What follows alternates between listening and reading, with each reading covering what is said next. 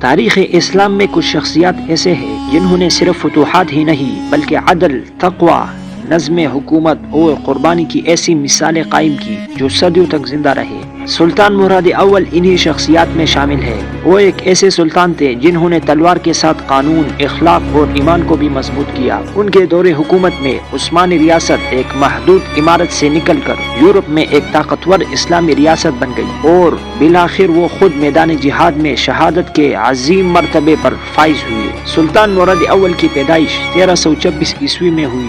وہ عظیم فاتح سلطان اورحان غازی کے فرزند تھے۔ بچپن ہی سے ان کی تربیت ایک عام شہزادے کی نہیں بلکہ ایک مجاہد، منظم اور عادل حکمران کے طور پر کی گئی۔ ان کی تعلیمات میں شامل ہے قرآن و حدیث کی تعلیم، فقہ اور اسلامی قانون کی سمجھ بوجھ، عسکری تربیت اور جنگ حکمت عملی، رعایا کے حقوق اور عدل اجتماعی کا شعور شامل ہے۔ یہی وجہ تھی کہ وہ جوانی ہی میں ایک سنجیدہ، متقی اور باصلاحیت رہنما کے طور پر پہچانے جانے لگے۔ 1362 عیسوی میں سلطان اورحان غازی کی وفات کے بعد سلطان مراد اول تخت عثمانی پر بیٹھے۔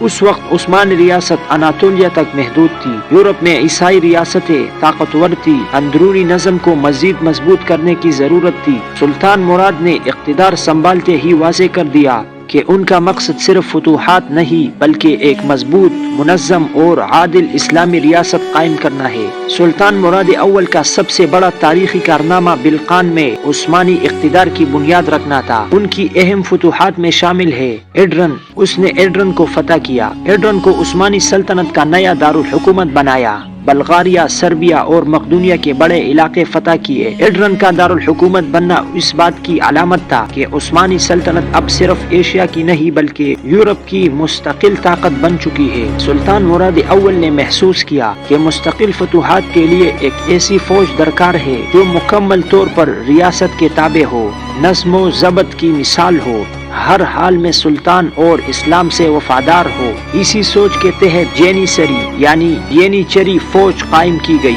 جو بعد میں دنیا کی سب سے طاقتور افواج میں شامل ہوئی۔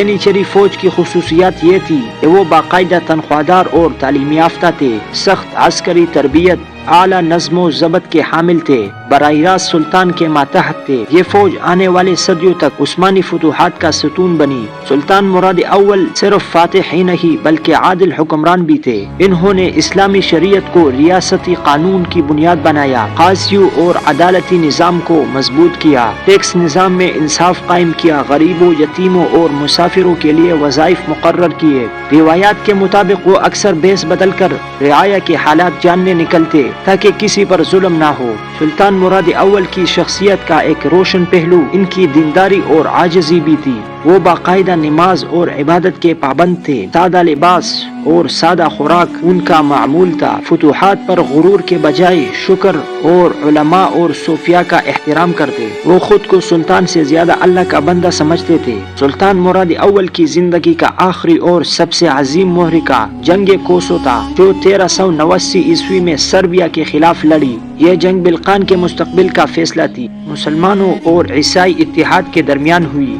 یہ معرکہ سخت اور خونریز ثابت ہوئی۔